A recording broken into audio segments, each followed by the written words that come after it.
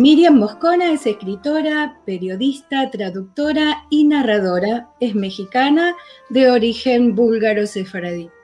Autora de varios libros de poesía, entre ellos Ancina, que son poemas en ladino, La muerte de la lengua inglesa, es un poemario que es bastante más reciente de este año, Los visitantes, que fue reconocido con el premio de poesía Aguascalientes en 1988, fue becaria de la Fundación Guggenheim en 2006. Con este apoyo escribió su primera obra narrativa, Tela de cebolla, que fue publicada por la editorial Lumen y con la que obtuvo el prestigioso premio Javier Villarrutia de escritores para escritores en 2012. Esta novela se ha publicado en México, en España, en Argentina, en Estados Unidos y también en Italia. Parte de su poesía se ha vertido al chino, árabe, sueco, alemán, holandés, búlgaro, ruso y, con la excepción del rumano, a todas las lenguas latinas. Pertenece al Sistema Nacional de Creadores de Arte. Y ahora sí, después de esta presentación maravillosa y solamente una pequeña parte de lo que Miriam hace y es, la vamos a escuchar. Bueno, pues muchísimas gracias por la bienvenida. Siempre pienso que esos datos del currículum pueden ser muy áridos, pero tú los has presentado de una manera mucho más amable, te lo agradezco, así como agradezco la labor que ustedes hacen, son una maquinaria única. Sí, de verdad, de un tiempo para acá es increíble todo la dedicación y el amor que ponen para que la huella de esta amadísima lengua, que es de lo que voy a hablar hoy, esté viva, ¿no? Bien, Miriam, te dejamos con la gente porque tenés historias personales para contar, historias como escritora, tenés mucho para contar. He visto algunas fotos preciosas que tienes por ahí para mostrar también, así que te dejamos con la gente, pero no descarto que nos metamos en el medio para hacerte alguna pregunta. Igual como siempre, la gente que quiera hacer preguntas las escribe en el chat, sea por YouTube, sea por Twitch, sea por Facebook, y después para el final las charlamos. Vale, gracias. Pues ahora ya, me han abandonado. Yo decidí, cuando Lili me pidió que le pusiera un título a la conversación del día de hoy, decidí poner la palabra infancia.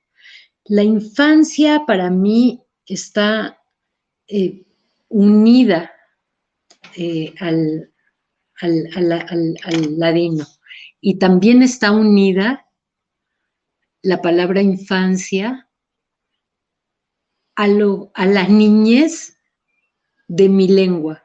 Soy escritora y, bueno, un escritor tiene una relación, yo creo que toda la gente que usa una lengua debería de tenerla, pero creo que un escritor en especial tiene una relación con su lengua de una forma entrañable. De modo que eso, el ladino es la infancia del castellano. Y siempre digo que más allá de una pertenencia comunitaria, mi pasión por el judeo español tiene una raíz muy importante en mi amor por el castellano. Yo, como mencionó Lili, provengo de una familia búlgara, soy la primera de esa cadena nacida en este continente, y la historia de la llegada de mis padres y de mis abuelos es una típica historia de posguerra, de lo que las migraciones, de lo que las guerras mueven en cuanto a migraciones que suelen ser involuntarias. Y yo quiero imaginar que alguna vez de estudiantes, de chicos, escucharon algo de México, pero en qué momento iban a pensar siquiera que ese país iba a ser, pues, el país de su segunda vuelta para mis padres y el país de la vejez y de el lugar a donde morirían mis abuelos, 3 abuelos, porque el padre, digamos, de mi mamá murió desde que mi mamá tenía 1 año, así que digamos que estos 3 abuelos son la raíz de mi infancia que me vincula con esta lengua que amo, que es el judeo español. Y es una lengua que, como siempre he contado, yo no hablé en mi niñez. Yo, aunque no fui arrullada, digamos, de una forma natural en castellano, soy mexicana y mi lengua materna, sin que haya sido, es que está lleno de paradojas, sin que haya sido la lengua materna de la familia, mi lengua materna es sin duda el castellano. Mis padres llegaron a sus 30 y tantos años, llegaron en el año 51 y llegaron después de haber salido de Bulgaria en 1948 y se fueron durante 3 años, estuvieron en Israel y aquí unos primos de mi padre los animaron a venirse a México.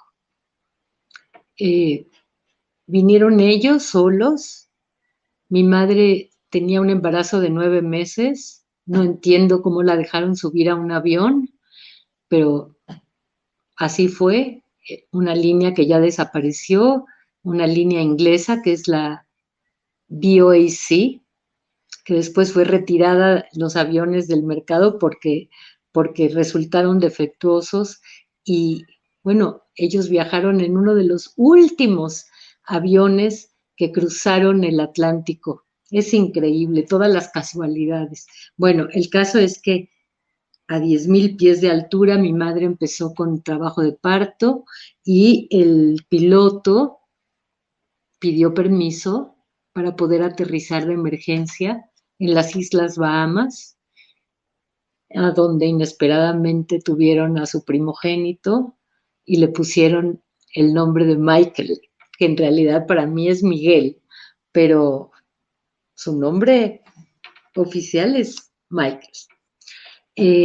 Llegaron a México con este bebé en brazos, estrenándose como padres, estrenándose como migrantes a un país tan distinto, con un clima tan distinto, comida, costumbres. Entonces, los primos lo primero que les dijeron es, hombre, facilítale a tu hijo el asunto y ve y regístralo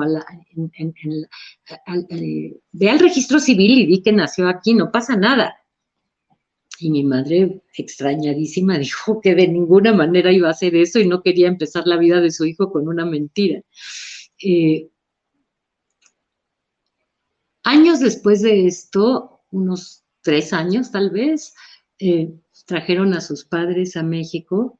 Es muy impresionante encontrarse el documento migratorio cuando ellos llegaron.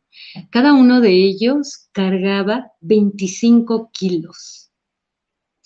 ¿Cuánto pesaba una maleta vacía en ese entonces, me pregunto? O sea, todas sus cosas personales pesaban lo que nosotros llevamos a Europa en un viaje de turismo. Eso es impresionante. Y también habla de todo lo que queda atrás, ¿no es cierto? Y parte de lo que quedó atrás también es, bueno, que el ladino que usaban mis abuelos, pues era una lengua cómplice, una lengua familiar, y aquí en cambio era una lengua que para ellos se convirtió en obligatoria porque no había otra manera en que se pudieran comunicar en México. Y muchas de las palabras que ellos llegaban a usar, pues la gente ni les entendía, se les hacía como tan raro. Y yo trato de recordar cómo habrá sido para mí escuchar a esos abuelos hablando un español extraño que de pronto me recordaba a ciertos giros que se usaban en las zonas rurales, que se usaban en qué sé yo, por ejemplo, en la esquina de donde vivíamos, una vez a la semana se ponía un campesino en su traje de manta a ordeñar una burra. Imagínense, tan vieja estoy, eso sería algo impensable hoy en día. Y vendía la leche de burra y decía, ansina te vas a engrandecer, a engrandecer. Vendía la leche de burra en unos centavos. También pienso, bueno, yo cómo me pude tomar esa leche tan bronca, hoy en día me mataría, me llevaría al hospital de inmediato. Pero sí tomé la leche recién ordeñada de burra de ese campesino que usaba la palabra ansina, cómo se podía usar andejuites, aiga, nadien, mesmo, se sigue usando en las zonas rurales y muchas veces cuando yo hablo acerca de mi amor por el judeo español, veo que entre los escuchas se suscita un asombro porque resulta que su tía o su abuela o un conocido con poca escolaridad habla así. A mí cuando un universitario me dice, fuiste, pues como siempre digo de broma, se me alizan los rizos, pero cuando eso lo oigo en el campo, sé perfectamente de dónde viene. Es la lengua que se trajeron los primeros pobladores a América y que de alguna forma se quedó congelada en el campo pues de muchas regiones, no nada más de México, en general de América Latina. No creo que sea el caso de Argentina porque allí la historia fue otra y creo que la población originaria dejó de existir, ¿no es cierto?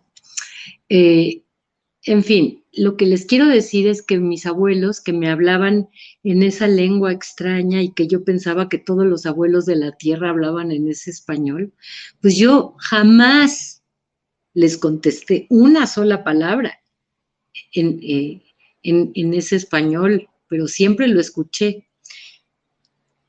Y saben, yo lo tuve totalmente olvidado durante años. Muchas veces con mi hermano, también de una forma cómplice, recordábamos siempre entre risas alguna palabra, alguna expresión. Esta foto que estamos viendo me encanta. Creo que es mi foto favorita de mi padre con nosotros en un viejo Acapulco de los años 50. Imagínense, unos cuantos años después, él murió y junto a su muerte, pues ocurrieron muchas cosas que les iré contando. Pero todo tiene que ver con el Adino, todo tiene que ver con la niñez, ese paraíso perdido, ¿no? Por eso creo que soy tan fanática de la obra de Marcel Proust, porque creo que ningún escritor en la historia de la literatura ha podido evocar con esa claridad y con esa envolver al lector de tal forma en lo que es la memoria y la memoria involuntaria de aquello que la perspectiva del tiempo nos separa con tantos años y que sin embargo siempre llevamos por dentro. Así que yo tuve olvidada esta lengua y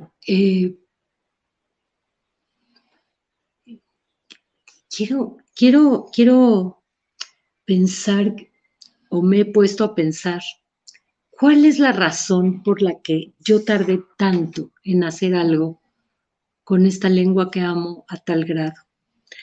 Yo, al haber perdido a mi familia tan fuera de tiempo, a mi padre y luego a mi madre, pues, y desde luego los abuelos que desaparecieron todos de mi casa en un periodo de tiempo muy breve. Creo que tocar el ladino era tocar mis pérdidas. Y creo que algo dolía y no podía hacerlo. Pero fue tan importante desde el punto de vista para mí en mi trabajo como escritora, de poder meter las manos en todo eso. Y yo me convertí de pronto en una estudiosa autodidacta, digamos. Me llené de libros, de los diccionarios que existen, tomé decisiones que muchas de ellas creo que no, bueno, como siempre pasa, uno no puede ser monedita de oro para todo el mundo. Algunas creo que en ciertos ámbitos académicos pueden causar desacuerdos, me parece muy bien, no tenemos que estar de acuerdo en todo. Y uno de ellos fue que cuando escribí Tela de Cebolla, para mí era muy importante el ladino, desde luego que no se acentúa, no tiene por qué acentuarse. Pero yo en algunas palabras decidí sí poner los acentos porque me importaba que el lector supiera que la palabra dinero no se dice paras, sino parás. Entonces yo en ese caso le ponía un acento. Para cuando se trataba así de crear confusión, lo llegué a hacer. Entonces para mí es eso, es una conquista viva el ladino, es una conquista también a estas alturas de mi vida, sigue siendo también una conquista de mi infancia. Y la infancia no nada más es destino, como decía Octavio Paz, la infancia, no sé, es algo que uno va moviéndose y las raíces que están abajo se abren, se desplazan, se mueven, pero ahí está uno parado en eso y le significa a uno mucho toda la vida, seas escritor o no seas escritor. Pero aparte, si eres un escritor, es que en la infancia está todo. Esa es la fuente de la que más se llega a brevar. Por algo, el poeta Rainer Maria Rilke, que es un poeta maravilloso, del cual soy devota, tiene un pequeño libro que se llama Cartas a un joven poeta, porque alguna vez un joven le escribió para pedirle una opinión sobre los poemas que estaba escribiendo y bueno, Rilke le contesta, le responde a ese escritor, a ese poeta desconocido. Y una de las cosas que le dice es, mire, usted necesita que ahora le den opiniones sobre lo que está escribiendo, cuando lo que usted debería de hacer es hacer un viaje al interior de usted mismo y cuando no tenga de qué hablar, hable de su infancia. Húndase en su infancia primero, no se trata nada más de hablar de ella, ¿no? Y entonces, como ven, a mí la infancia es algo que me mueve mucho y imagínense, en el ladino confluye dos veces ese amor por la infancia, porque por un lado, desde el lado de mi propia historia y desde el lado de la historia de la maravillosa biografía, porque las lenguas también tienen una biografía, de la biografía del judeo español. Fíjense que ahora, durante la pandemia, estuve en un seminario releyendo, bueno, uno siempre dice que las obras clásicas no las lee, sino las relee, pero bueno, realmente en mi caso fue una relectura que tardía, muy tardía, porque hace muchísimos años que había yo leído El Quijote, y es como si no lo hubiera leído, creo que lo leí mal y fuera de tiempo, y ahora lo leí con todo. ¡Qué maravilla fue descubrir todas las conexiones verbales que hay ahí! Hay algún momento en donde el Quijote usa la palabra desmazalado. Me quedé con la boca abierta. Esa es una palabra de lo más común en el judeo español. Tener mazal es tener suerte. Una persona desmazalada es una pobre persona que va por el mundo sin una buena estrella. Entonces, ver que él usaba eso como usaba el ansí, como usaba también esta maravilla que en la infancia de nuestra lengua existían sonidos que el español en su evolución fue perdiendo, pero el judeoespañol los conserva. Entonces, antes no se decía mujer, se decía mujer, y no se decía casa, sino casa, y todos estos esos son sonidos que evolucionaron y que me encanta, que el judeo español los conserve en esa infancia divina que mantendrá en su memoria siempre, porque la gente olvida, pero las lenguas no olvidan, las lenguas mantienen las huellas de todo lo que ha pasado. Y créanme que la biografía del judeo español es tan apasionante. Yo mientras más sé, menos entiendo.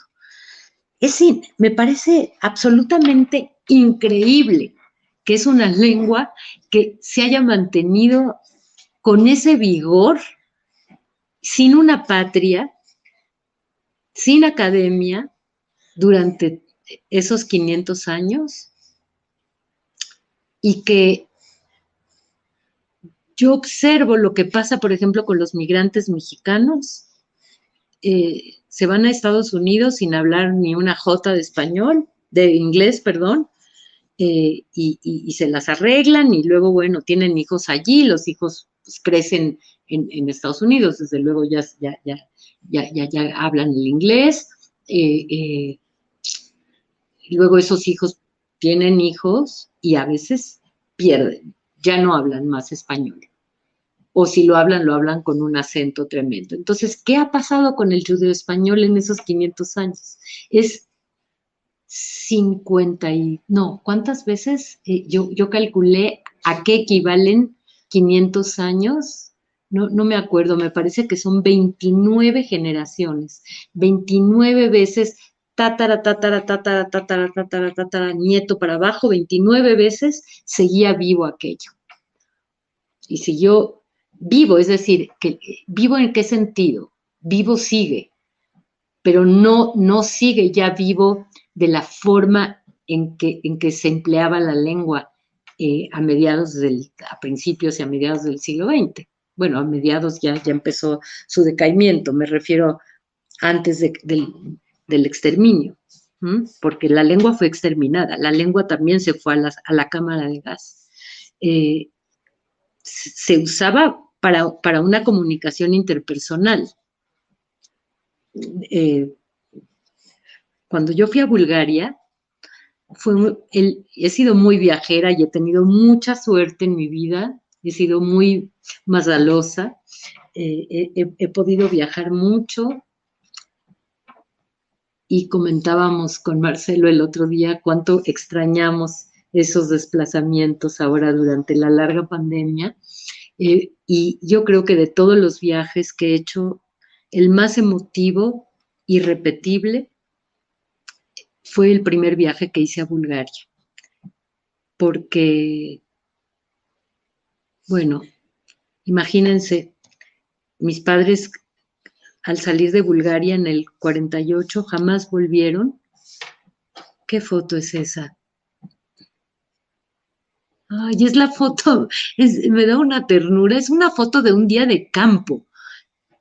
Un día de campo en Bulgaria. ¿Me pueden explicar por qué la gente se vestía con corbata y traje y iba tan elegante y con sombreros? Bueno, era otra vida. El mundo era otro mundo, absolutamente. La gente para viajar en avión se ponía guantes, sombrero. Ahora, ¿cómo vamos? ¿Cierto? Bueno, pero ya me fui por otro lado porque me distraje con la foto. Marcelo, me distraes con las fotos porque me gustan mucho.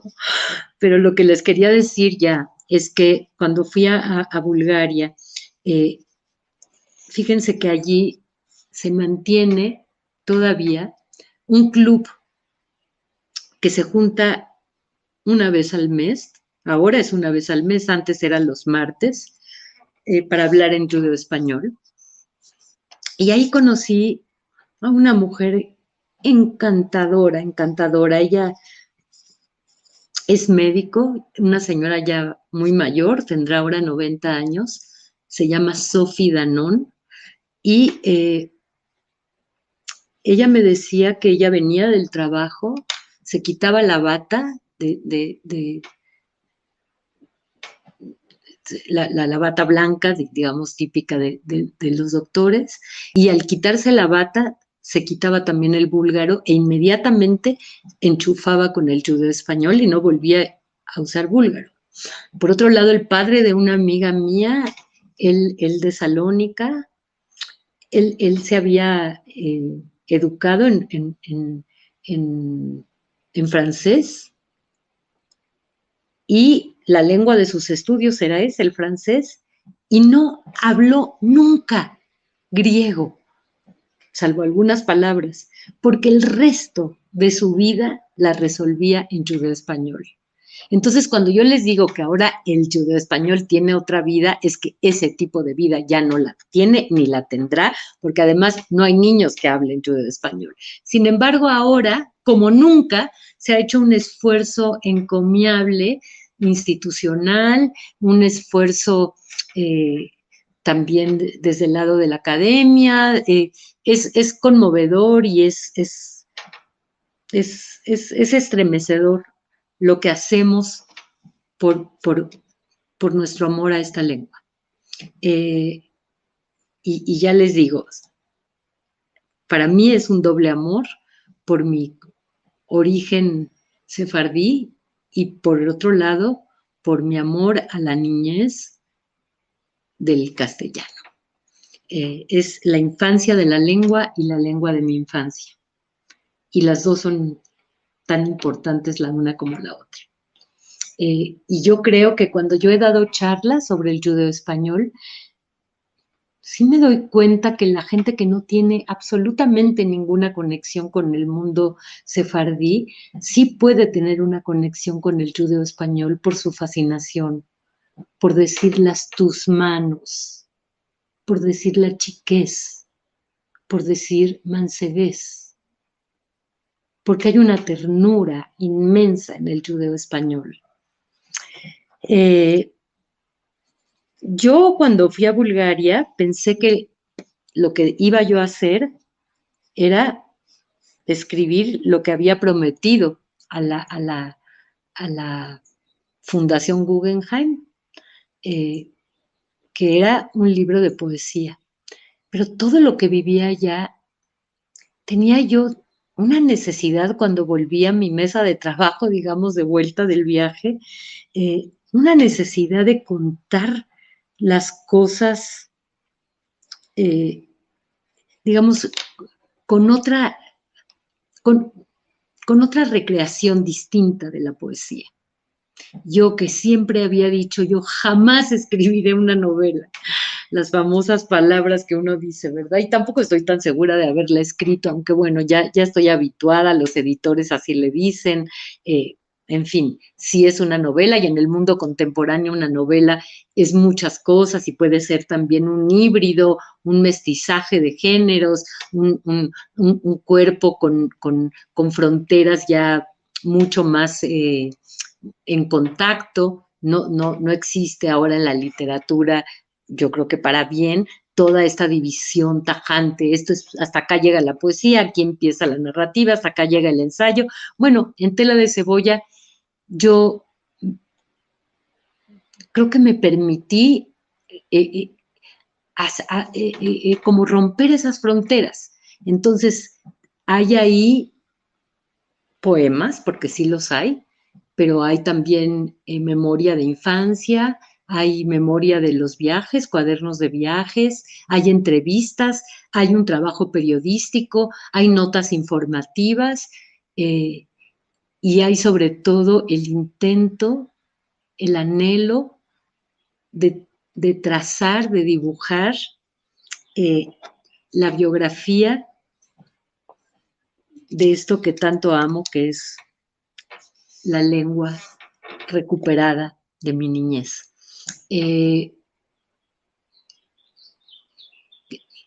¿Y de qué forma podía yo hacerlo?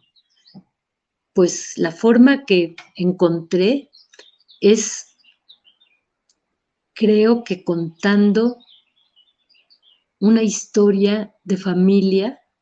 Yo no tenía y sigo sin tener el menor interés de estar contando mi vida, porque mi vida no tiene por qué interesarle a nadie, pero es a través de una vida. Y además hay una ficción, está ficcionado allí, no, incluso en las sí llamadas biografías hay, desde luego, ficcionalización, o sea, nada es químicamente puro.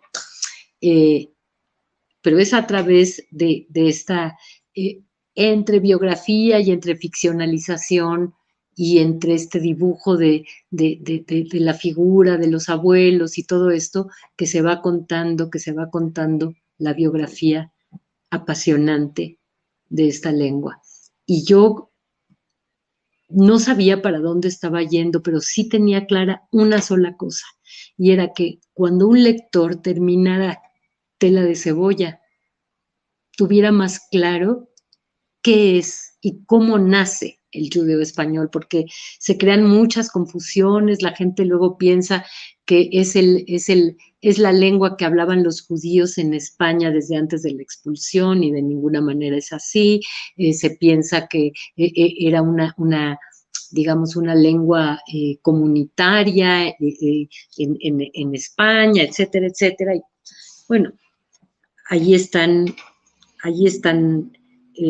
los datos, allí está el recorrido apasionante de una lengua que además tiene este carácter divino que tienen los animales, que pueden pararse sobre un árbol y hacerse del color del árbol, y pararse encima de una flor y hacerse del color de la flor. Ese sentido camaleónico, digamos, precioso del judeo español, que se fue impregnando de palabras del turco, de palabras, desde luego, del hebreo, del francés, del italiano, del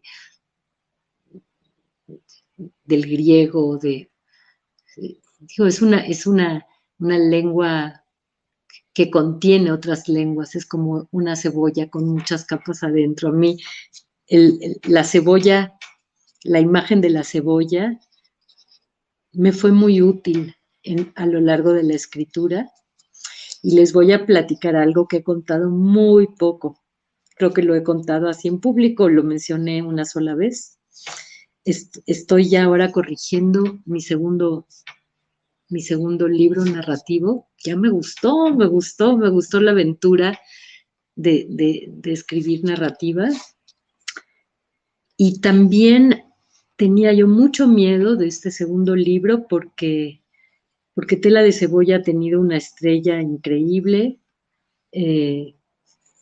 Todavía tantos años de distancia, pues antes decía que no pasa semana, pero pues ahora no pasa una quincena sin que yo reciba testimonio de algún escritor desconocido que me ubica a través del Facebook o así, para darme un testimonio de su lectura.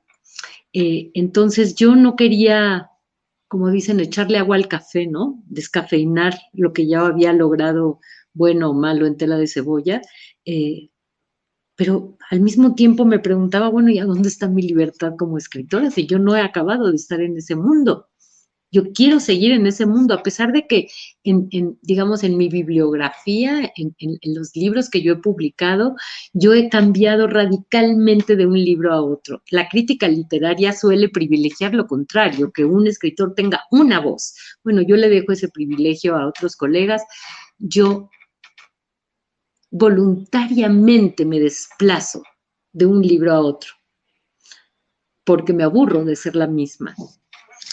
Porque me gusta reinventarme, porque no me gusta irme en un piloto automático con un caminito que ya me sé, porque me gusta sufrir también en la literatura, creo. Bueno, pero todo esto les digo porque en este caso, al menos desde el lado temático, he seguido en ese mismo universo. Uso menos el judeo-español ahora en este segundo libro. Y lo que les quería contar es que he tardado horrores en escribirlo, horrores. Por muchas razones, porque me cuesta, porque mientras escribí otros libros de poesía, porque procrastino, porque de pronto entrar a la infancia es nadar en unas aguas que son placenteras y son dolorosas al mismo tiempo. Entonces a veces puedo, a veces no puedo, en fin, un desastre. ¿Cómo se llama este libro? Miren, tuvo lo que llaman en inglés un working title, un título provisional, digamos un título de trabajo, que así se llamó durante años en mi computadora, y yo sabía perfectamente que es un título que no se iba a quedar, que es el nombre de la ciudad de mi padre, que es Plovdiv. Es muy difícil decirlo en español. Es muy bonito porque es una ciudad que fue llamada en honor a Filipo de Macedonia, entonces también se le llama Filibé, o Filípolis. Pero bueno, mi working title, Plovdiv, yo sabía que no iba a ser el título, entonces en algún momento me forcé a encontrar un título y le puse un título que luego me di cuenta que era malísimo, lo quité. Luego encontré un título que durante un tiempo me gustó mucho, que se llamaba Pasado por agua. Y yo decía, claro, porque el pasado está atrás, y el agua en el sentido de las migraciones, de atravesar continentes, pero al mismo tiempo también es como una receta para el huevo tibio. No, dije, no sirve, este título lo quité. Luego le puse Las Meldadoras, y tengo un chat de escritoras amigas, colegas, y un día les pregunté qué les parecía y a nadie le gustó. Y bueno, el chiste es que me guste a mí. Pero no sé, de pronto empecé a desconfiar de Las Meldadoras. Bueno, así estaba, era un libro huérfano de título, no tenía título.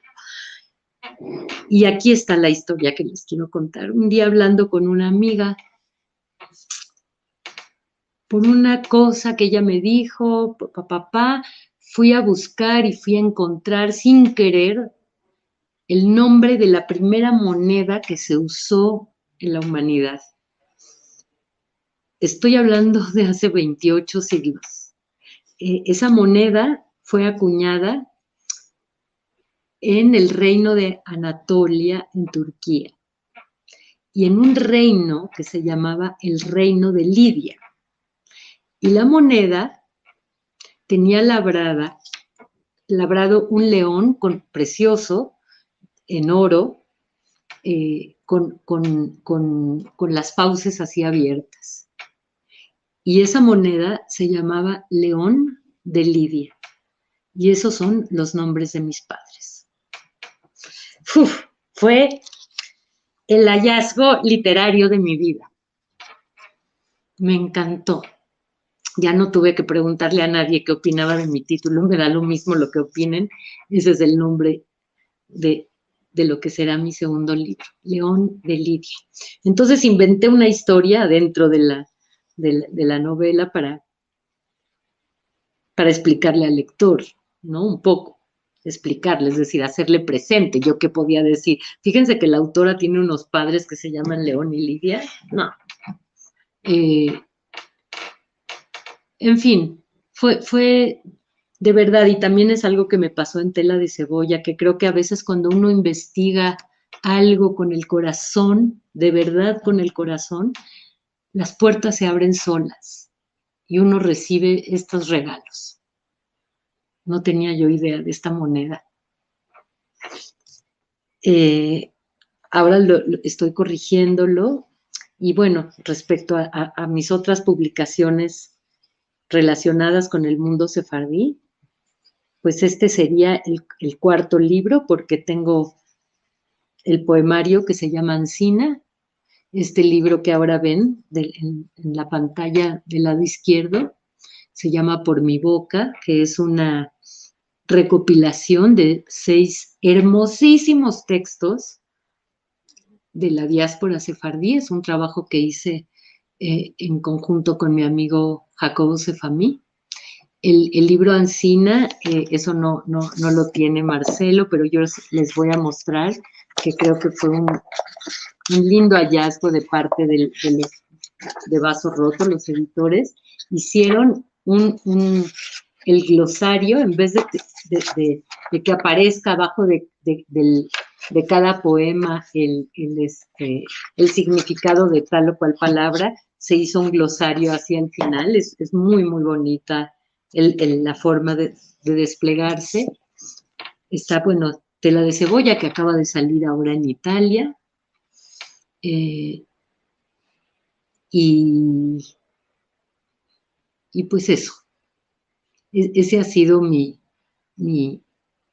digamos,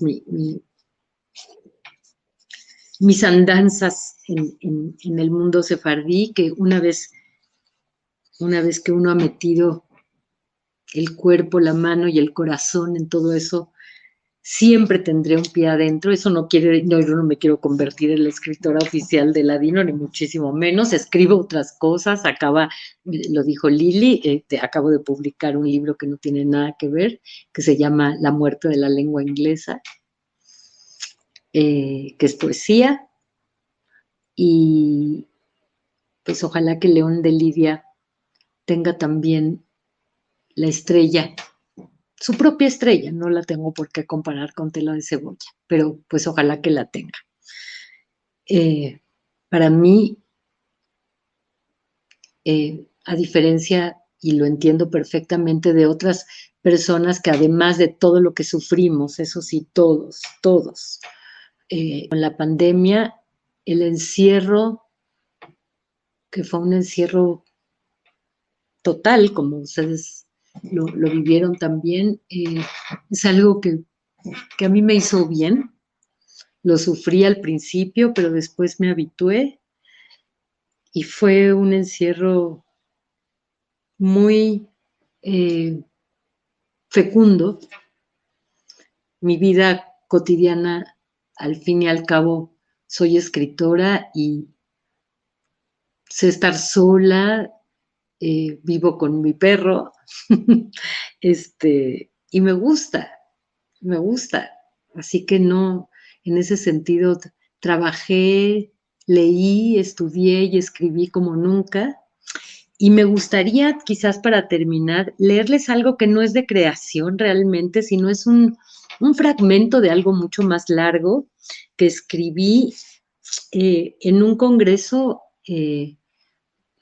para un congreso en Israel, aunque después me pidieron esta misma conferencia, que fue el último viaje que hice rayando así la frontera con la pandemia, que tuve el honor de verdad de que me invitaran como Regent Lecturer, que es todo un honor, en la Universidad de Nashville, en Tennessee. Entonces, este fragmento se los quiero leer y ahora verán por qué se los quiero leer. No es muy largo y, como les digo, no está dentro de ningún libro, ni mucho menos. Aunque en realidad, en vez de leérselos, podría contárselos. Se los voy a contar. Miren, yo soy damnificada del temblor del año 2017. Así como les digo que la muerte de mi padre dividió mi vida en dos, y todo lo que soy, en cosas buenas también y en cosas dolorosas también, está signado por esa pérdida. Así también en el 2017 este temblor dividió mi vida. Y ahora también estoy escribiendo un libro sobre la pérdida de la casa, pero ese sí es poesía. Bueno, el caso es de que el departamento donde yo vivía no parecía tan dañado. Uno entraba en él y pues estaban estos mismos libros, o sea, ni siquiera se cayeron los libros, imagínense. Pero la estructura del edificio se dañó y era muy caro arreglarlo. Entonces los vecinos nos acogimos a un plan del gobierno y, en fin, es una larga historia que además no es interesante. El caso es que el edificio tuvo que demolerse, el edificio no existe más, y yo tuve, justo para ese viaje del Congreso, estaba yo por irme a ese Congreso cuando de pronto nos dicen, tienen que desocupar, quitar todas sus cosas. Y no quedaba nada, quedaban 3 semanas, pero cuando digo quitar sus cosas, no nada más es empacar como cuando te vas a mudar de casa, es que iban a demoler. Entonces había que decir quién se queda con la estufa, quién se queda con el WC, quién se queda con la regadera, regalar cosas, donar cosas. Fue un infierno, un infierno. Y en muy poco tiempo estuve sometida a todo el desorden del que una persona es capaz, y los escritores luego recibimos más papeles de los que queremos, en fin. Entonces me encontré de pronto con una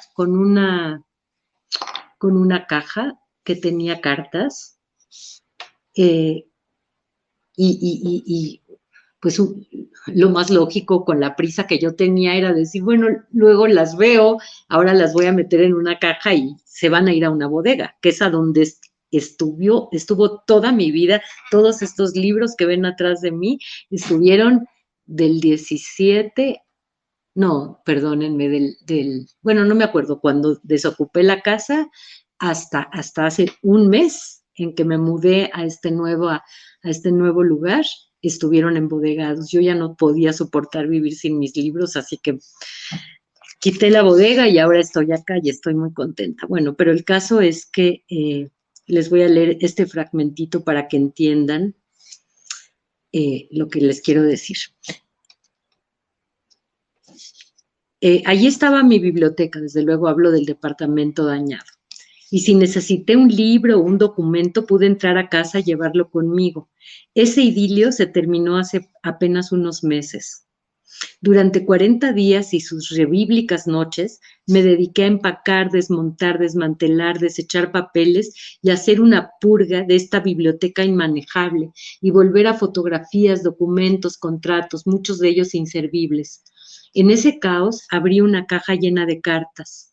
Sin ningún orden, estaban frente a mí, amontonados, mensajes de viejos amores, de amigas que ya no existen, correos oficiales, literarios, familiares.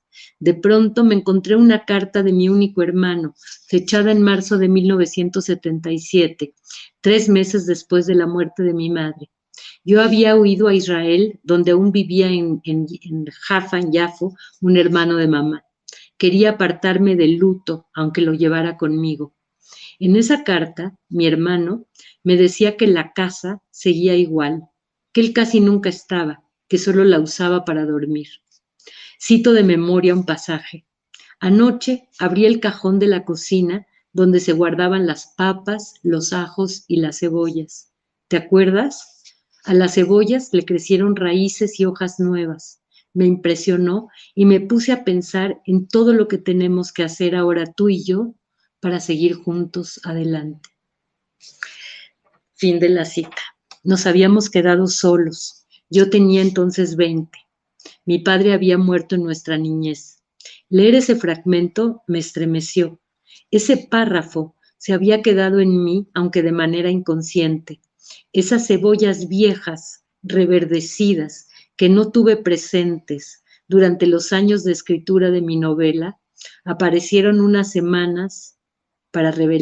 unas semanas para revelarme algo desconocido de nuestra naturaleza. Ahora estoy convencida de que la cebolla de mi título rebasa la alusión al proverbio en yudesmo que dice: el meollo del hombre es tela de cebolla.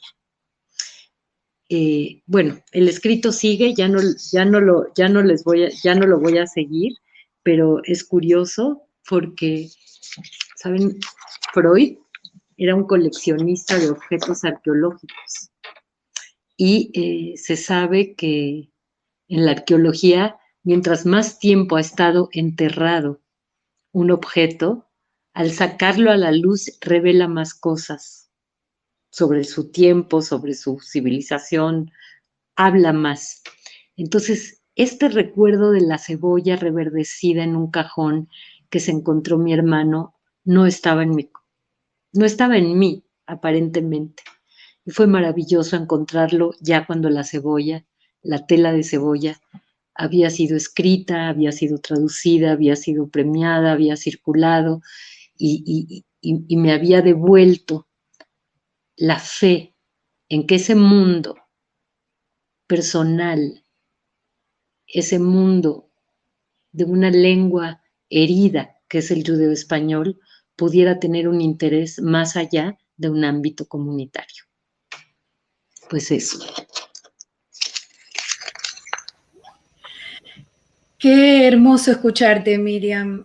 Creo que estamos todos conmovidos con cada palabra. Es como que sacaste afuera todo tu interior para contarnos sobre las vivencias de una escritora que relató en un libro, en una novela, una parte de su interior. Como dices, es una novela histórica, Tela de cebolla, pero se nota que tiene tu esencia, tu conexión con aquellos abuelos, con los padres, con la cultura, con la lengua, y es ha sido esta charla sumamente enriquecedora y nos hace conocerte en tu más íntima fibra, me parece, que nos has dejado todo lo que podías contarnos.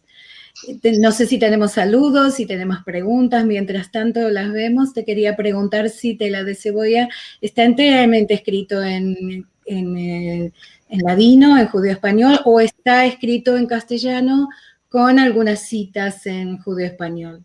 Está escrito en castellano. Yo no creo ser capaz, ni le vería mucho sentido a escribir una novela en judeo español hoy en día.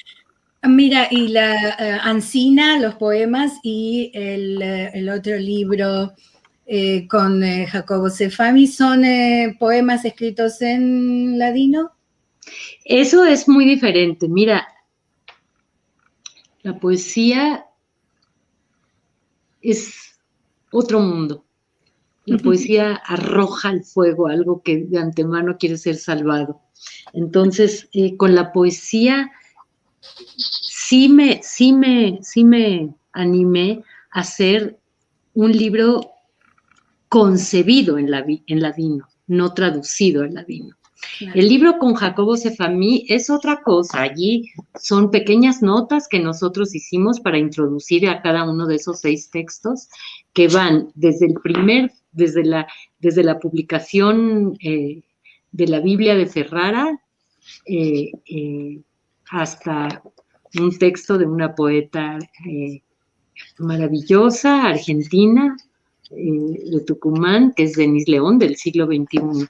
Entonces, en este libro, Jacobo y yo lo que decidimos es que fuera un libro que contuviera textos de un alto valor literario y de belleza. Y creo que sí lo logramos. Fue un libro que la Feria Internacional del Libro de Guadalajara regaló, digamos, a sus visitantes distinguidos cuando Israel fue el país invitado. Y bueno, este libro no ha tenido el mismo mazar que Tela de cebolla. Y la verdad es que yo pienso que es un libro que sí genera un interés, pero que no tuvo una difusión correcta, como a veces pasa, y ahora pues le queremos dar una segunda vida a Jacobo y yo, porque vale la pena. Yo jamás hablaría así de un libro mío, yo nunca diría que un libro mío vale la pena, aunque este no es un libro, pero sí es un libro mío, ¿no? ¿Sabes que Denise León son textos reunidos. Denise León está con nosotros, así que le mandamos un beso muy grande. ¿Quién? Denise León está aquí con nosotros, entre nuestros videntes, no sé cómo se dice, televidentes no son, nuestros internet videntes, y también manda saludos. Yo también le mando un abrazo, Denise, la jovencita de este libro, que bueno, creo que digamos, su presencia entre los lectores mexicanos ha sido increíble. Quien la ha leído acaba deslumbrado con lo que escribe Denise y me alegro mucho haber tenido el privilegio, junto con Jacobo, de haberla dado a conocer en este país. Muy, muy Quiero interesante. decir una cosa también, y es que, especialmente para quienes no hayan leído a Miriam, ella escribe como habla. Como nos cautiva, lo mismo que ha hecho durante esta hora y pico, una hora más o menos, lo mismo hace con el libro, nos va enroscando y nos atrapa con me estoy poniendo en crítico de literatura, jamás lo hice, no estoy haciendo eso.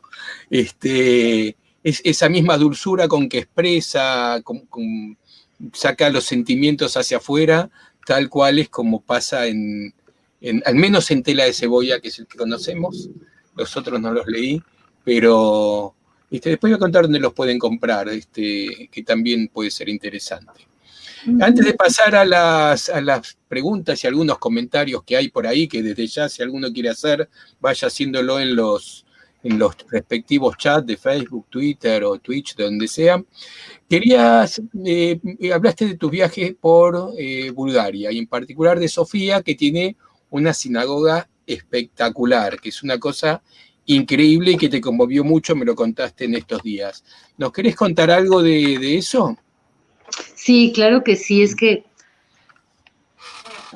así como un dardo al corazón, llegó anoche a través de WhatsApp la solicitud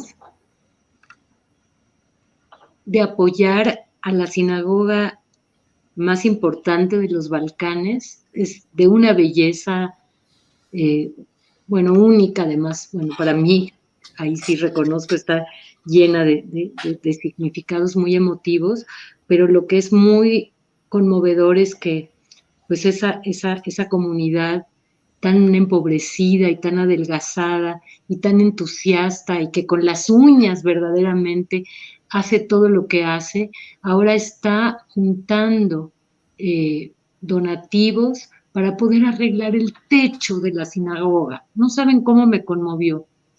Entonces yo lo que hice fue pasarte pues simplemente el enlace para poder donar. Y uno puede donar, uno cree que tiene que donar quién sabe qué cantidad, uno puede donar si quiere $5, todo cuenta, $1 también cuenta. Sí, esto del crowdfunding que se llama, que estos sitios que acumulan ahí necesitan $35.000, van por 2.200. Que además ni siquiera es mucho, o sea, es mucho para tu bolsillo, para el mío, pero no realmente para poder restaurar un monumento tan emblemático y tan bello y tan lleno de historia. Y entre todos podemos hacerlo. Sí, ojalá. Como te decía, mira, si esta conversación, si esta charla sirve para que una o dos personas se les mueva el corazón y puedan hacer algo por ayudar a esa comunidad y a esa sinagoga, para mí es el mejor pago posible. Ojalá podamos apelar al corazón de tantos que nos escuchan y que nos ven, y que podamos darles desde nuestro humilde aporte una gran Sí, puede ser tan humilde como uno quiera, pero es que es el conjunto lo que vale, ¿no? Seguro que sí. Bueno, vamos a leer algunos saluditos, Lili. ¿Cómo no? Aida Benaltalev nos dice buenas tardes a todos. Aida es de Tucumán. Tucumán se paraliza los jueves para venir a Raíces de Sefarad. Viviana Dujovne nos dice hola desde Rosario, Argentina. Nelson Adrián Toro Quintero, shalom para vosotros todos, él nos escribe en latino. Un cordial y atento saludo a vuestras mercedes, Javerim y Javerot. Carla Citón dice hola desde San Diego, pero es brasilera. Ela Levin, felicidades Miriam. Es mi amiga. Bernard Miller, que siempre está con nosotros desde Londres, nos manda saludos y nos dice que después de ese currículum, y se fue el mensaje. Tengo grandes ganas de oír a Miriam, porque tenemos que recordarles que los mensajes que estamos leyendo están escritos desde el principio de nuestro encuentro. Así que, pero estoy seguro que después de la charla tienen más ganas todavía. Más ganas. Rosimario Junior nos dice saludos a todos desde Brasil. Gloria Cohen, hola a todos desde Buenos Aires. No sé, HS, felizmente escuchándote. Tal vez conozcas. Denise León, te dice Miriam, querida. Drieli Silveira, buenas noches a todos, saludos desde Brasil. Jacobo Melamed, en portugués actual hay muchas palabras que evocan el ladino. Este era en el momento en que nos decías algunas palabras que también se dicen en el interior de México. Denis León dice, así es, las lenguas no olvidan. María Isabel Saldaña Villarreal, gracias Miriam, escuchando, me acuerdo del lenguaje de los habitantes del campo en Nueva León. Claro. Huelja María do Paraíso, Shalom desde Brasil. Viviana Dujovne, muy emotivo lo que decís, también tengo ladino en la infancia. Laísa Ayala, saludos desde Santa Catarina, Brasil. Beto Matarazzo, hola Beto, qué gusto que estés con nosotros. Saludos desde México, Alberto Matarazzo, claro, felicidades para la señora Moscona y para ustedes. Y hablando de Matarazzo, no pierdan la oportunidad, cuando pueden, nosotros cada tanto la ponemos en los festivales de cine sefaradí, de ver Novia que te vea, hablando de Matarazzo, porque la familia Matarazzo, que muestra en forma fílmica mucho de esto que estamos hablando. Aida Benaltaleb dice una charla muy emocionante, gracias. Nelson nos dice, yo tengo menester de una demanda para Busa Merced, para escribir en judaísmo, rashi o latino, para designar las formas y verbos de moza lengua ladina. No termino de entender la pregunta. Sí, bueno. Bueno, la Clara se lo escribes de vuelta. Sí. Julia Morón nos dice, ¿qué motivo? Bueno, sí, Ladina, pero no entendimos, Nelson, la pregunta concreta. Juan Carlos Gadea, felicitaciones. Adrián Cohen, qué maravilla, una gran emoción. Adrián Cohen está en Buenos Aires, en Argentina. Alberto Becasis, excelente actividad, conmovedora, gracias. Jacobo Melamed dice, Miriam habló para el corazón de todos nosotros. Gracias por esta nochada deliciosa. Raquel y Jaco de Porto Alegre, Brasil. Bueno, Nelson nos agradece y nos manda Semanada Buena. José Luis Tarica, también un amigo que siempre nos viene a acompañar los jueves. Hermosa disertación, muy conmovedora. Saludos desde Buenos Aires. Un placer escucharla. Bernard Miller, gracias por haber compartido con nosotros la importancia y la riqueza históricas y emocionales de esta herencia que estoy empezando a descubrir. Stella Garber dice, emocionante relato, Miriam, te felicito desde Río de Janeiro.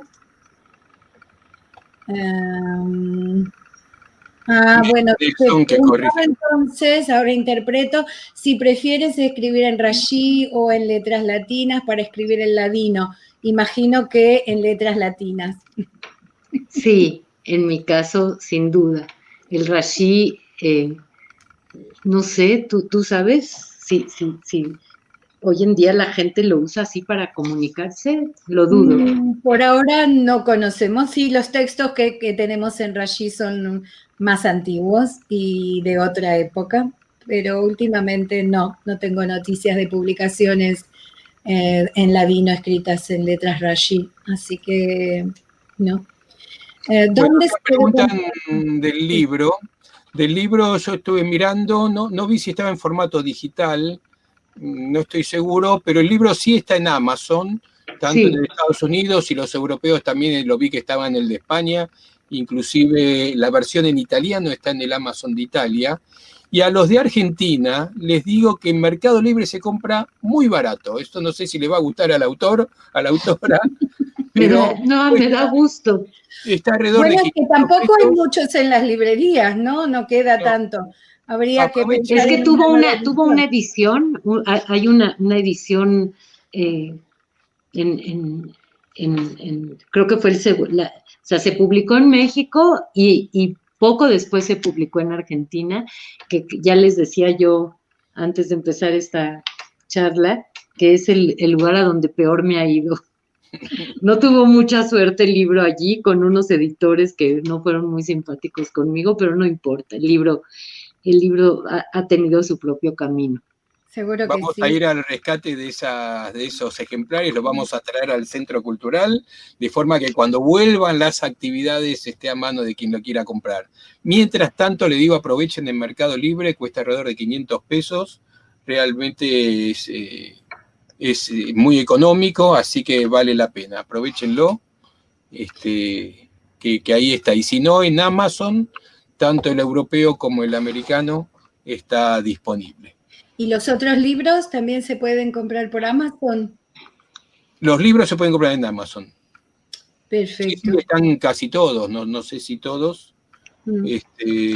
Beto agrega, extraordinaria la anécdota del señor Carmona, y termina diciendo en tela de cebolla, la anécdota de dentro. La anécdota del libro. Bueno, ahora todos queremos leerlo, se va a agotar lo poco que queda en internet del libro. Ahora todos queremos conocer la historia, y es mucho más valiosa seguramente después de escucharte hablar tan emocionadamente sobre la historia tuya y del libro. Y cuando esté el libro nuevo vamos a hacer el lanzamiento, le vamos a dedicar 10 minutos para hacer un relanzamiento de Tela de Cebolla, y luego le vamos a empujar. Me fascinó la anécdota del nombre del libro, Miriam. El León de Lidia.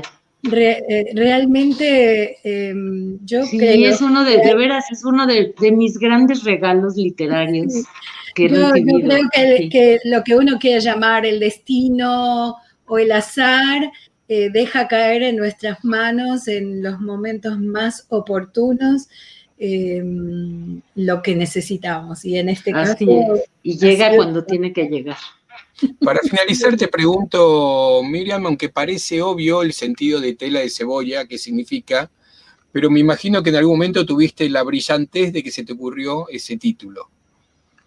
Pues no se me ocurrió, ese es un proverbio que existe, y sufrí muchísimo más para encontrar el León de Lidia. Tela de Cebolla no lo encontré desde el principio, pero bueno, en ese famoso viaje a Bulgaria, ¿saben? Hay un investigador que además se llama Isaac Moscona, que tiene el nombre del hermano de mi padre, no es el hermano de mi padre, pero sí es un familiar de otra rama, digamos, que él, bueno, es un gran investigador. Los académicos que han trabajado en la cuestión del judeo español lo ubican perfectamente. Y entonces él ya no vive, pero yo me vinculé con su hijo, y su hijo me hizo una fotocopia de un rescate impresionante de los proverbios en judeo español, y uno de ellos es ese: el meollo del hombre es tela de cebolla, que puede tener muchas lecturas. Una de ellas, el porque meollo es esto, pero también es esencia, ¿no? Entonces, bueno, una forma de poder leer eso es que la naturaleza humana es quebradiza como una cebolla. También puede verse así. También puede verse así, o como las capas de la cebolla. Totalmente. Que nos descubren cada vez un tesoro nuevo. Bravo, Miriam, infinitas gracias. Muchas gracias a ustedes por la invitación. Y que sigan estas actividades que realmente arrojan una nueva luz a esta vieja lengua. Muchas gracias. En ese marco los vamos a invitar a las próximas actividades, que ahora en el videíto les van a recordar lo de este domingo en Ladino y lo del jueves que viene. Y un beso muy grande. Agradecer a todos los que estuvieron con nosotros acompañándonos a escuchar a Miriam, porque nos encanta que nuestras propuestas les parezcan interesantes.